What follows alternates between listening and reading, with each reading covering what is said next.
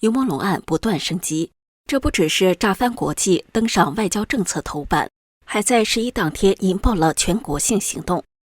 10月1号，全民公祭于朦胧的号召如期上演，不少网友在北京天安门及多地政府门口点蜡烛悼念，海外联署签名也突破了17万。与此同时，宋一人的红三代背景疑云被深挖，甚至被点名是17人聚会的核心人物。而台湾律师推演更抛出惊人结论，若依传闻版本，涉案人最高可判到1500年。这场风暴越压越烈，最后谁会被推出去牺牲？真相还有机会被揭开吗？观众朋友好，这里是大时局，我是王真。时间过得真快，距离于朦胧不幸离世已经整整21天了。按理说热度该过去了吧，但偏偏就没有。你会发现在中国大陆，无论是官媒还是自媒体，几乎一个字都不让提。可网友们就是不服气，删帖封号没关系，大家照样想办法发声。有人直接翻墙跑到海外平台去，就是要给于朦胧讨个说法。比如说有个网友叫 John H， 就在 X 平台发帖吐槽：666啊家人们，我在今日头条私发了一张蔡以家和蔡怀君的照片，结果号被封了。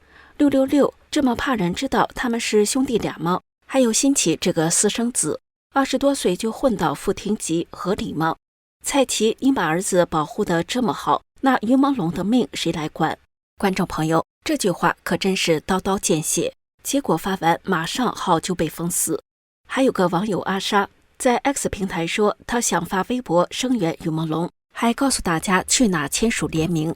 结果呢，消息直接发不出去，还立刻被禁言15天。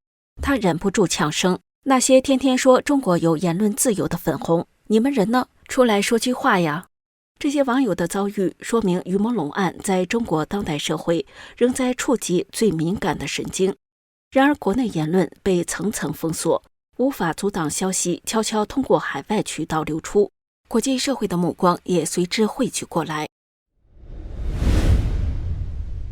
观众朋友，于朦胧的案子现在可不只是中国内部的事了，它已经被推到国际舞台上。9月30号，美国主流媒体《外交政策》杂志在英文头版刊登了一篇凯文许的文章，标题是中国公众对掩盖真相的担忧，演员于朦胧的去世引发了一系列的审查。观众朋友，这可不是那种八卦小刊物啊！外交政策面向的是600万政商精英，简单说就是能直接影响美国外交战略的那种大脑人群。作者是老美，但他下刀切得很准，一口气点出了几个重磅：当局掩盖于朦胧的形象，高层涉案审查封杀，还有粉丝反击。简单说，他就像给全球精英们上了一堂你们以为只是明星八卦吗？不，这只是冰山一角的公开课，冰山还挺大的，下面水深得很。朋友，咱们来拆拆这篇外交政策的猛料。第一，掩盖。文章说，中共当局明显在美化压制新闻，尽管审查严得像自带雷达的电子围栏，可于朦胧神秘离世还是在网络炸开锅。官方通报说是酒精引发的意外坠楼，还特意加了引号，意思就是大家自己体会。然后呢，犯罪可能性迅速被划掉，但具体细节一个不透。更夸张的是，有些媒体开始给事件洗白。问题来了，老百姓可不信啊！网络上各种声音冒出来，有人怀疑谋害，有人说高层下令掩盖。作者一句话总结：中国的媒体就是网信办手里的封杀工具。第二点，于朦胧形象加点名蔡奇。文章提到了于朦胧的个人形象，还点名了蔡奇。作者写道，于朦胧从小由单亲母亲抚养，以善良踏实闻名，连在淘宝买衣服都给小商贩留好评，算是很接地气的艺人。他的早逝让很多人震惊，而官方几乎是用1天的时间就匆匆定案。社交媒体上则疯狂流传各种传闻，有人猜测他遭遇过职场羞辱，被迫应酬，有人点名中央政治局委员蔡奇的私生子，甚至传出娱乐圈洗钱和神秘 U 盘藏证据的说法。虽然真假难辨，但越是掩盖，猜疑就越大。第三，审查。审查机构直接大动作封杀相关账号，质疑政府的账号全被删，只剩下支持官方的幸存者。于是网友只好开小号跟审查机构玩猫鼠大战，各种小号层出不穷，热闹得很。接下来是工商时间，我们很多人为了保持牙齿，天天刷牙2-3次，可眼睛的保养更重要，因为牙掉了还能植牙补救，视力震伤了就麻烦了。从早到晚盯屏6到8小时，感觉干涩、酸胀、畏光、眼压紧绷，你是不是也这样？我劝大家眼睛越早护理越好，越省心。推荐给大家一个小东西，一个非常好用的冷敷眼贴，贴上去大概3分钟，我就明显感觉眼睛放松下来了。这个眼贴里面有3种植物萃取成分，贴上去清清凉凉的，可以帮你缓解蓝光带来的压力，维持粒膜滋润。有 86% 的人反馈使用后更放松更滋润。那么怎么用更到位呢？如果你是日常保养，可以每周2到3次给眼睛做个小 SPA。 如果眼睛已经明显干涩或最近用眼很多，可以增加使用频率，白天用2到4片分时短贴，晚上6片连贴6到8小时睡一觉。这个眼贴在工作睡觉时都可以用，我很多同事就是直接贴着工作，一开始会流泪，试用后就可以了，用完撕下来，不扯皮也不化妆，每天不到半杯咖啡的钱就能给眼睛一份长期守护。需要的朋友就点下面的链接，输入我的优惠码大10局，还可以享受95折优惠。第4点，粉丝反击。文章提到，中国粉丝忠诚度堪比特种部队，996高压下，追星是他们的心灵避难所。偶像突然离世，这层慰藉瞬间被戳破，悲痛直接爆炸。于朦胧这种清朗形象和娱乐圈那些乱七八糟的角色一对比，更让人气炸。于是粉丝自发搜证出理论，有的天马行空，有的靠谱得很。他们质问：真的是自杀吗？有人推下去了吗？谁负责？警察能说实话吗？粉丝们显然不抱希望。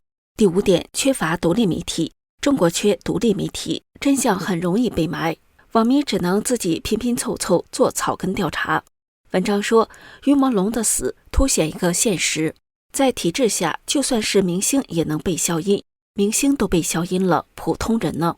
观众朋友，这篇文章不光是报道，它更像是一面镜子，照出了审查和权贵的阴影。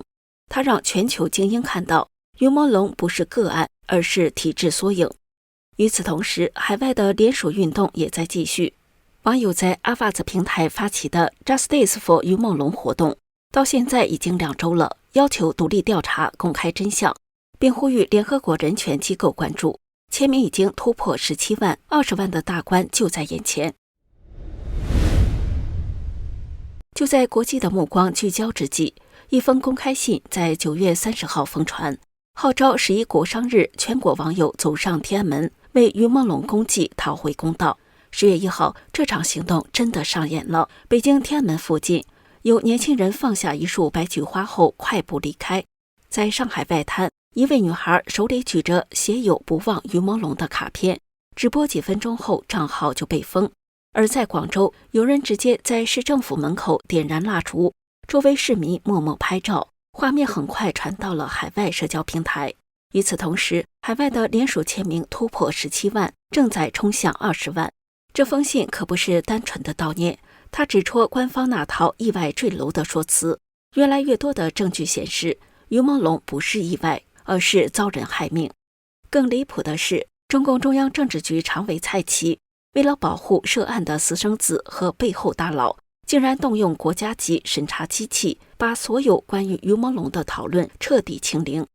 信中还写道，国内替于朦胧发声的渠道几乎全被封锁，一开口就删帖封号禁言。于是有人呼吁，既然不能发声，就在10月1号一起行动，天安门广场公开祭奠，不能去北京的就在当地政府门口点蜡烛悼念，像全国连线一样。更惊人的是，信内还透露，北京警方其实知道真相，不愿昧着良心配合蔡奇颠倒黑白，有警察因此顶嘴被免职。最后这封公开信直言，希望于朦胧的离世能唤醒中国民众，让中国不再是独裁者的私家庄园，而是真正由人民做主、讲公平正义和法治的国家。这封信就像一颗火种，点燃了更多人追问真相的渴望。它与国际社会的联署遥相呼应，一边是近20万份签名，一边是墙内被压抑的呐喊。观众朋友，当国际舆论都已经聚焦时，北京当局还能继续沉默吗？这场攻击是铁幕松动的一道裂缝，还是会再一次被彻底抹掉？关于宋伊人，今天在 X 平台上又冒出了几条惊人爆料。宋伊人是谁？她是圈内知名女演员，可最近因为和于朦胧案的各种巧合，直接被推上了风口浪尖。先说第一爆料 ，X 账号新闻调查发帖称，宋伊人可能是前北京军区后勤部副部长宋敖的孙女。据中文百科，宋敖1940年加入中共，曾任北京军区后勤部副部长兼卫生部部长、军区后勤部正军级副部长，家族红色背景相当深厚。而且宋敖的山东籍贯也和宋伊人济南老家的身份对得上号，这么一来就解释了不少谜团。他13岁就移民加拿大，16岁独自留学，经济条件宽裕。观众朋友，这是不是有点耐人寻味？第二条爆料更劲爆，阿波罗网的官方推号指出，宋伊人和程青松关系密切，3年间几百次双人饭局。消息一出，网友直接炸锅，开始联想他在于朦胧事件里的角色。还有更离奇的桥段，有传言说宋伊人最近悄悄飞到泰国，求了个辟邪神器，理由是他老觉得背后有人跟着。结果呢，台湾媒体又凑热闹爆料，于朦胧在阴间竟然领到了一面罕见的黑令旗，发誓要回来报仇。听着像电影情节吧，但这不是编剧写的桥段，而是从台东玄济公的一场直播里被网友二创改编的。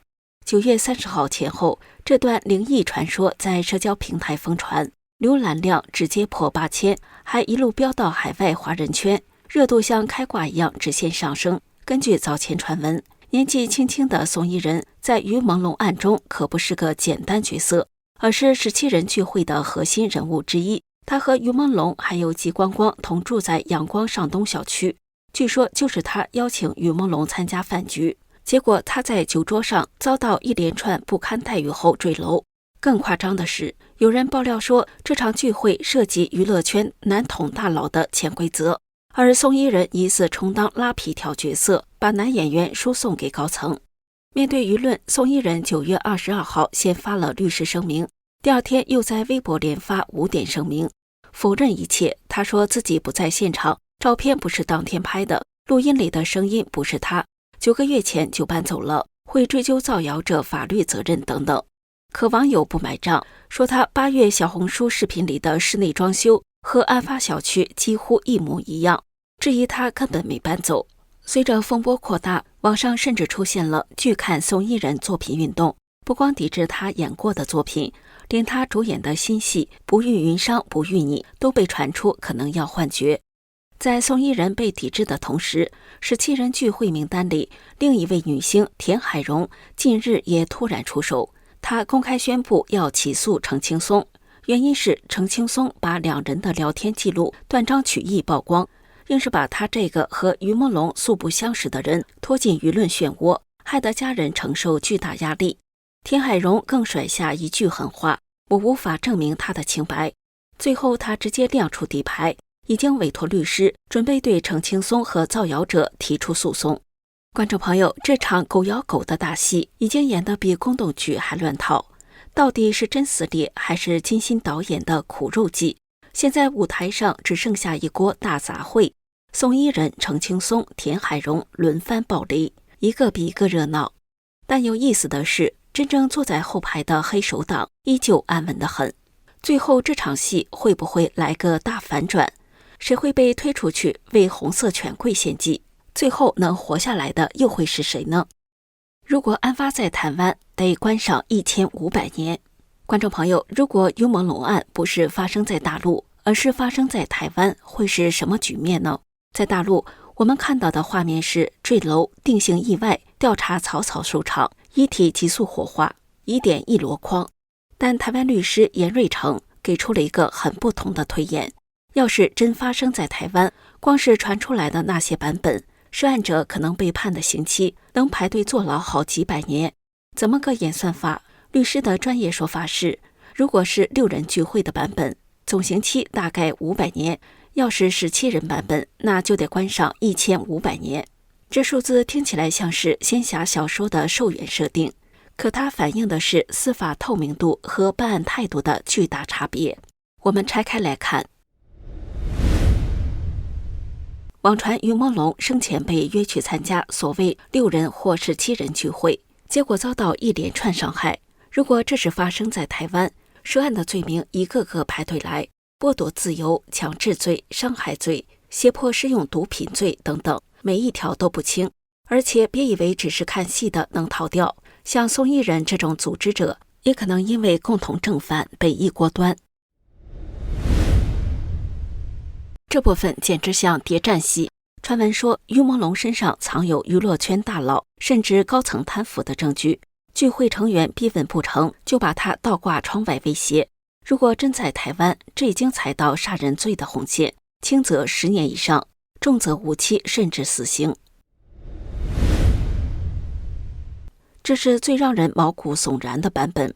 传言第一次坠楼他没死，结果有人为了挖出他吞下去的 USB， 竟然开枪剖腹，之后再把遗体扔下楼，伪造成意外。如果他当时已经离世了，就是侮辱遗体；但如果还活着，那第2次坠楼才是真正的杀人。这在台湾刑法里绝对是重罪到不能再重罪。中共警方到场后没有公开透明的调查，反而急急忙忙火化遗体。台湾律师直言，这种操作可能触犯湮灭证据罪，甚至渎职罪。在台湾，办案单位自己都得吃官司，所以严律师才说，如果6个人全算共犯，大概500年刑期；17人版本，那就是1496年左右。这个数字听着离谱，但你看他一步步推下来，确实合乎逻辑。他最后的结论很直白，于梦龙已无法自己发声，但这些传闻若是真的，那就是人性最黑暗的共谋。如果案子发生在台湾，司法和媒体一定会全力追查，凶手跑不掉。但在中国，真相却被一层层迷雾和强力盖子压住。观众朋友，于梦龙的遭遇不只是一起明星的离奇亡故，更是一个社会能不能守护弱者，能不能还原真相的考验。这番剖析就像一把尺子，量出了两地司法制度的差距。相信看过之后都会感叹，台湾模式为什么大陆不能？于梦龙案从中共当局一层又一层的掩盖，到宋一人身上的红三代疑云，再到国际媒体的头版报道，这些碎片拼凑起来，就像一幅尚未完成的拼图，指向的是人们对真相的渴求。于梦龙的善良我们记得，他的冤屈我们不能忘。或许人间的黑手滔天，但全球的目光就像星火，终将点亮夜空。请相信，再深的悬念终会有解，再压抑的沉默也会迎来回响。